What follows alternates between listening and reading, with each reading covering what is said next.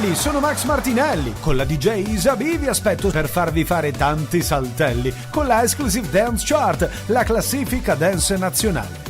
Dalle 23 il sabato, se avete voglia di dance, vi aspetto con la Exclusive Dance Chart. Tanti saltelli con la B e il Martinelli. Exclusive Dance Chart. Va ora in onda Una gemma in cucina, alla scoperta delle gemme della cucina, innanzitutto italiana, con Gemma Gaetani.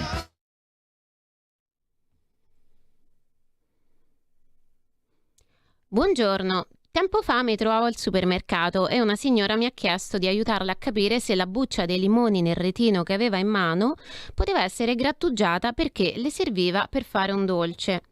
Secondo il regolamento europeo 543 del 2011 e il decreto ministeriale 27 agosto 2004, il produttore è obbligato a etichettare come buccia non edibile quella degli agrumi trattati con imazalil, un fungicida che non va assolutamente ingerito. Per ingerire noi intendiamo usare l'agrume con tutta la buccia per preparare la marmellata, candire la buccia per mangiarla così, grattugiarla nell'impasto della pasta frolla o semplicemente tagliare una fettina di limone con tutta la buccia per metterla nel tè o nella camomilla. Non trovare l'etichettatura non edibile non vuol dire però automaticamente che la buccia dell'agrume non sia stata trattata con niente. L'agrume che non presenta la scritta buccia non edibile può comunque essere stato trattato con paraffine o cere, la cui presenza non ha obbligo di segnalazione. Non ha obbligo di segnalazione perché si tratta di semplici additivi che sono molto diversi dai fungicidi. Additivi come cera d'api, polietilenica ossidata, gomma lacca e così via, che si usano anche per ricoprire le caramelle talvolta e quindi sono edibili. Questi trattamenti servono a sigillare i pori delle bucce e ritardare l'evaporazione dei liquidi. In questo modo il frutto deperisce più tardi rispetto a quanto farebbe se non fosse stato trattato. Questo trattamento si applica ad agrumi che arrivano dalla Spagna, per esempio, o dal Nord Africa e si spiega con la necessità di farli durare di più perché saranno in giro un po' di più rispetto a quelli colti nel terreno a 20 km di distanza dal supermercato. Però bisogna dire che questi additivi vengono usati anche per gli agrumi italiani, esattamente come avviene pure per il fungicida. L'indicazione buccia edibile, il contrario di buccia non edibile, è più una cortesia e si può trovare sia su frutta biologica sia su frutta convenzionale. Quindi riassumendo, la regola è che se c'è scritto buccia non edibile, la buccia non si può assolutamente mangiare. Se c'è scritto buccia edibile, si può mangiare, se non c'è scritto niente in linea di massima si può mangiare. Nel biologico comunque è implicito che la buccia sia edibile perché i frutti non subiscono alcun trattamento dopo la raccolta. Quando gli agrumi sono venduti sfusi al mercato o dal fruttivendolo, l'eventuale non edibilità della buccia è indicata solo sulla cassetta degli agrumi oppure sulla bolla di trasporto, che però noi non vediamo. Di solito il fruttivendolo poi indica questa eventuale non edibilità. Di solito. Allora, per essere certi, nessuno vi vieta di chiedere se gli agrumi senza indicazione abbiano la buccia non edibile e magari di chiedere di vedere la cassetta. Secondo alcuni, se ci sono rametti e foglie vuol dire che l'agrume non può essere stato trattato, però non è così, perché le foglie impediscono il trattamento con le cere, ma non quello col fungicida.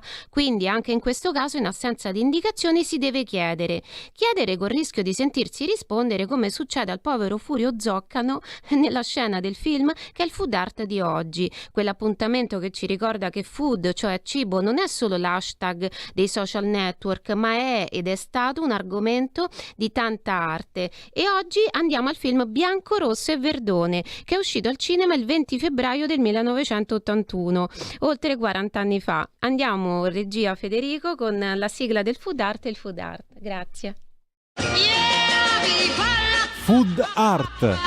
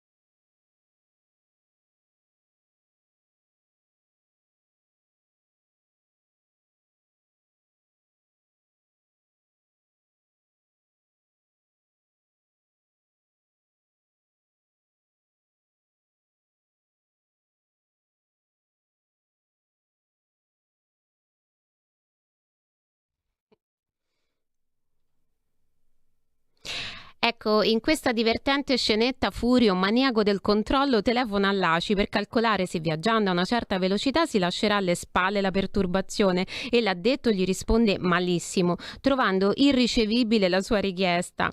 Il tema in questa scena non è direttamente il cibo, eppure siamo diventati un po' tutti come Furio, con la lente di ingrandimento e i diagrammi per capire cosa abbiamo davanti quando compriamo cibo. La differenza con Furio è che noi siamo costretti perché è mutato lo scenario intorno a noi.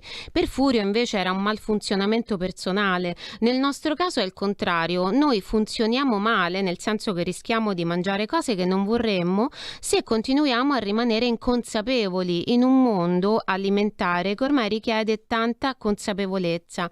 Andiamo con la sigla della biblioteca di cucina. Grazie Federico. La biblioteca di cucina.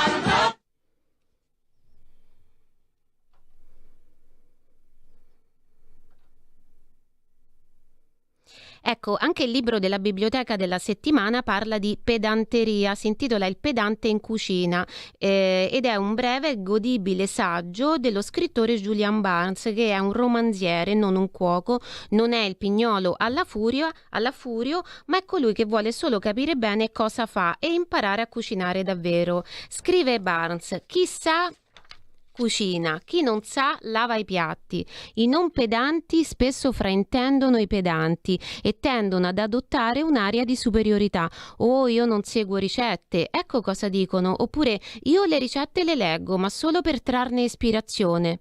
Va bene, d'accordo, continua Barnes, ma consentitemi una domanda. Vi affidereste a un avvocato che dicesse «Oh, do un'occhiata al codice ogni tanto, ma solo per trarne ispirazione?»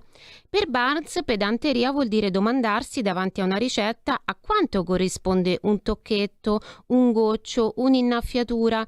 Qual è la differenza tra sminuzzare e tritare? La cucina è un bellissimo tema non solo quando narra ricette, ma anche quando racconta se stessa. Questo ci conduce al video racconto della settimana, che oggi sostituisce video ricetta e video intervista. Si tratta del video racconto di un'intervista telefonica che ho realizzato per La Verità di lunedì prossimo. Massimo Rapella dell'Uovo di Selva è un produttore molto particolare. Il suo uovo non arriva oltre i 100 km da dove nasce.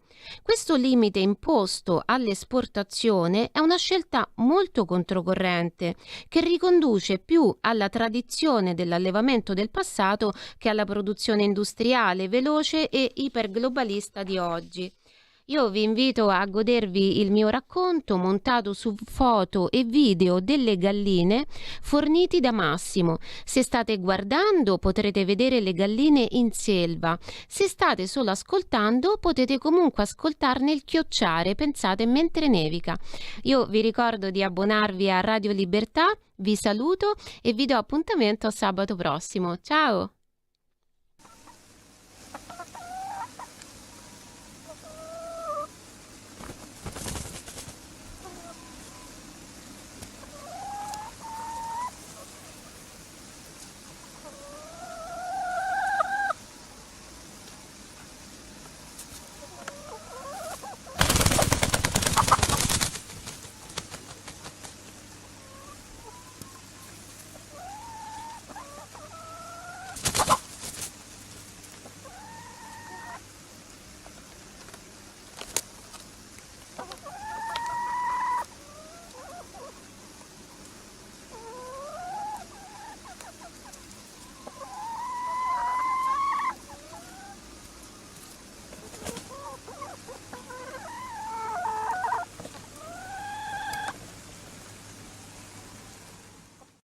Quelle che abbiamo appena sentito sono delle galline, abbiamo sentito il rumore delle loro ali che si muovevano, quindi le galline che provavano a svolazzare, abbiamo sentito oltretutto il rumore della neve che cadeva e abbiamo sentito anche il verso che fanno le galline. Si dice che la gallina chioccia.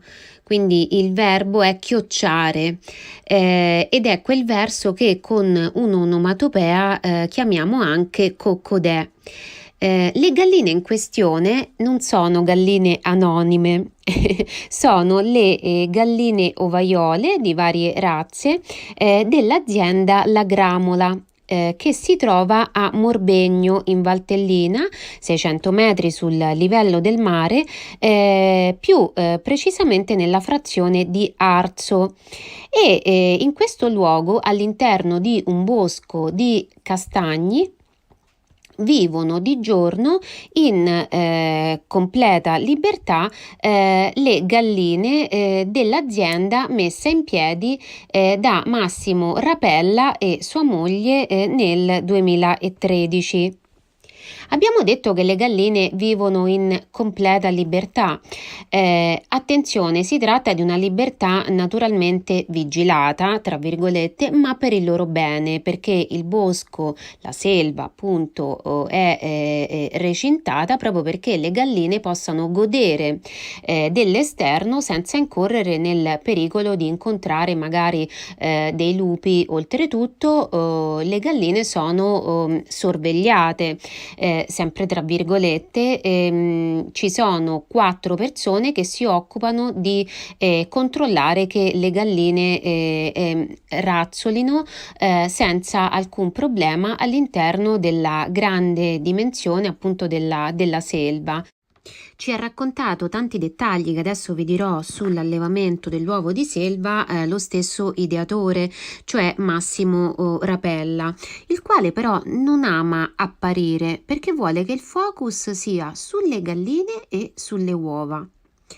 E noi lo abbiamo trovato un atteggiamento da rispettare, quindi lo abbiamo rispettato e io ho voluto fare questo video racconto. Chi ci sta seguendo appunto in TV potrà vedere, o in diretta sui social network e sui siti internet, potrà vedere le immagini magnifiche di queste galline che vivono all'interno della selva, sono ritratte d'estate, d'inverno, in tutte quante le stagioni. Ho voluto video raccontare questa intervista perché ho avuto l'impressione di trovarmi di fronte a qualcosa che va oltre l'allevamento biologico. Noi siamo abituati a pensare che quello sia il massimo che si può fare per allevare in maniera più rispettosa, più etica, se vogliamo, gli animali, però in realtà, come cantavano anche a un Sanremo di qualche tempo fa, si può fare di più, e questo è quello che ha cercato di fare Massimo Rapella con la sua azienda, e io ho l'impressione che ci stia riuscendo perfettamente. L'azienda nasce nel 2013. Massimo Rapella e sua moglie Elisabetta sono degli educatori laureati in scienze dell'educazione, avevano una comunità residenziale per minori di cui faceva parte anche la selva, perché ci ha detto Massimo, la selva è uno spazio terapeutico di per sé e uno spazio educativo di per sé. A un certo punto però è iniziata la crisi nel 2008 e poi non c'è stato più niente da fare, molte aziende appunto sono crollate sotto il taglio dei finanziamenti, e quindi il sociale è stata la prima ruota a saltare. Hanno chiuso tante piccole comunità, tra cui quella di Massimo ed Elisabetta, i quali hanno osservato che le 4 galline di famiglia uscivano sempre dal giardino e se ne andavano a razzolare nella selva. Massimo aveva l'impellenza di pagare il mutuo e quindi è andato a cercare su internet qualcosa sulle galline, e quindi ha scoperto che la gallina nasce come animale selvatico che vive preferibilmente in ambienti del genere. Le galline attuali, cioè le femmine del Gallus domesticus, sono la sottospecie addomesticata di specie selvatiche che in origine vivevano nelle foreste del sud-est asiatico. Per esempio, ci ha raccontato Massimo, il gallo forcello della famiglia dei Fasianide, come il Gallus domesticus, vive ancora selvatico nelle nostre montagne. Quindi lui ha pensato che il bosco fosse un habitat naturale, familiare per le galline, e quindi ha voluto rimetterle nel loro habitat. tot, prima ha messo 400 galline, poi 700, adesso sono arrivati a 2000 e quindi quella che lui aveva definito scommessa di vedere se un allevamento di galline si sarebbe comportato come quelle 4 galline, appunto la scommessa è stata vinta. Queste galline sono abbastanza conosciute, si tratta di un allevamento che piace molto alle persone per vari motivi, perché c'è un rapporto più umano, cioè le galline sono trattate in maniera diversa rispetto agli altri allevamenti, stanno fuori tutte le ore di luce che possono. Questa è uno dei dogmi proprio che si è imposto quando si è creata, mi ha raccontato Massimo, la vision, no? Cioè l'idea, il concetto di produzione che si voleva portare avanti, e quindi la mattina vengono fatte uscire e naturalmente più presto d'estate e rientrano più tardi, mentre d'inverno escono un pochino più tardi ma rientrano un po' più presto proprio perché non c'è luce. Le galline sono appunto controllate perché da sole non possono stare nel bosco, non possono correre pericolo.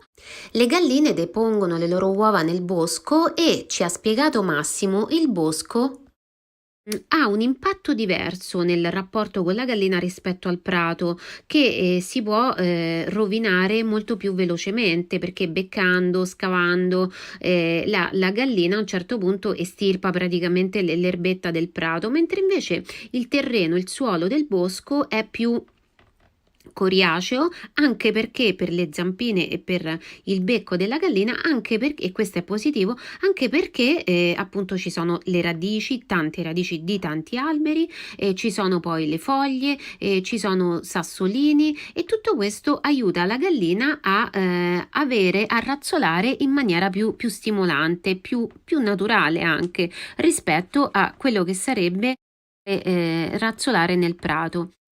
Perché Massimo consegna le uova personalmente non oltre i 100 km da Morbegno? Perché parte della vision fu anche di non sovraccaricare l'ambiente, essere rispettosi anche nei confronti dell'ambiente e quindi non usufruire di imballaggi per appunto imballare le uova e esportarle ovunque e non immettere nel pianeta ulteriore CO2 per spedire magari lontano. E quindi l'uovo di selva si può comprare direttamente dal produttore, perché il cliente possa avere un rapporto più diretto che non siamo più abituati ad avere nel momento in cui ci rechiamo a fare la spesa al supermercato, quel supermercato dove non possiamo trovare le uova di selva.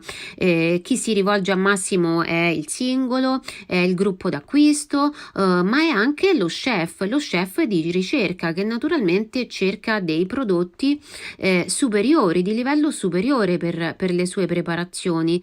E mangiando l'uovo di selva si ha l'impressione di una qualità effettivamente superiore. Abbiamo chiesto a Massimo se avrà intenzione di creare una specie di franchising, perché effettivamente ci ha detto molte persone da tutta Italia gli hanno chiesto di recarsi nelle loro regioni e magari mettere in piedi l'uovo di selva di quella regione. Questo è valtellinese, è lombardo, ma lui ci ha detto che non vuole andare oltre le 2000 galline, perché sarebbe come fare la Gioconda e poi farne altre 2 o altre 3, ma questo non ha senso, perché la Gioconda invece ha senso perché è unica, e che tra le altre cose che dobbiamo riscoprire e che lui appunto vuol farci riscoprire con le sue uova c'è anche il valore della unicità. L'uovo di selva, ci ha detto, sono soltanto le 2000 galline che vivono sopra Morbegno nella valle del Bitto, e delle uova diciamo etiche di altro tipo saranno un'altra cosa. Naturalmente la selva è anche aperta ai visitatori, vende appunto anche direttamente, e questa secondo Massimo è la forma più alta di contatto con il cliente, perché ci ha detto che per provare l'emozione di un piatto di spaghetti, ecco, questi spaghetti si devono mangiare, e per provare completamente l'emozione dell'uovo di selva si deve andare nel bosco, magari a raccoglierlo insieme alle persone che si occupano di queste galline. Un'altra cosa che ci ha raccontato Massimo è che dobbiamo abituarci a pensare, a ripensare questo sistema che è stato messo in piedi, perché se esiste la produzione industriale che per alcuni è brutale, è anche perché noi mangiamo troppo, mangiamo troppa carne, compriamo tante cose e vogliamo poi soprattutto che questi prodotti costino poco, e questo lui ci ha detto si colpevolizzano spesso i produttori, però il produttore è in un certo senso schiavo di un sistema di cui siamo responsabili anche noi. Vendere direttamente al consumatore vuol dire produrre una quantità inferiore rispetto a quella che sarebbe necessaria per entrare nel circuito dei supermercati nazionali e magari internazionali.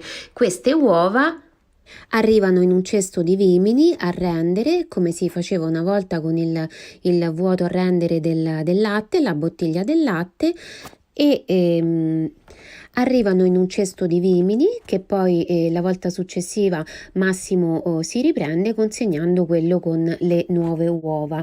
Come dicevamo, è qualcosa che va oltre il biologico e che abbiamo apprezzato proprio per questo. Abbiamo l'impressione che la virtualità stia sostituendo la realtà, e questo ci disabitua alla fisicità. Noi abbiamo parlato tante volte di chilometro zero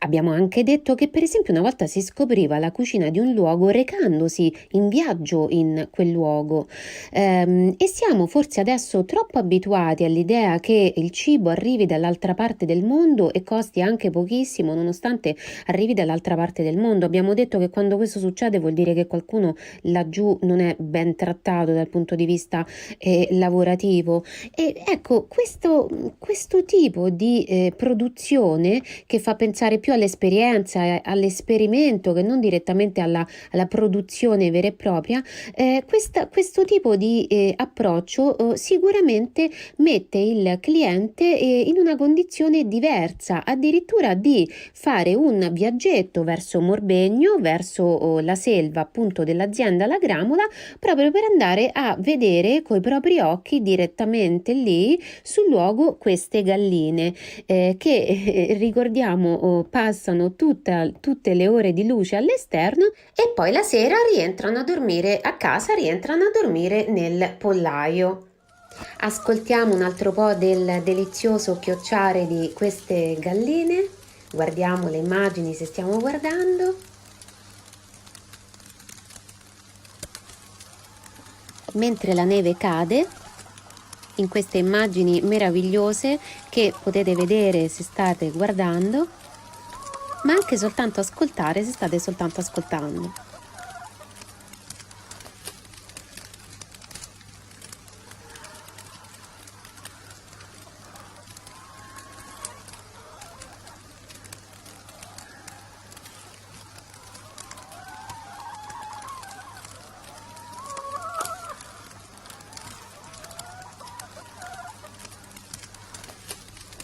Io vi ringrazio per l'attenzione, vi saluto e vi do appuntamento a sabato prossimo. Potete trovare ulteriori informazioni a www.uovodiselva.it. Grazie, ciao!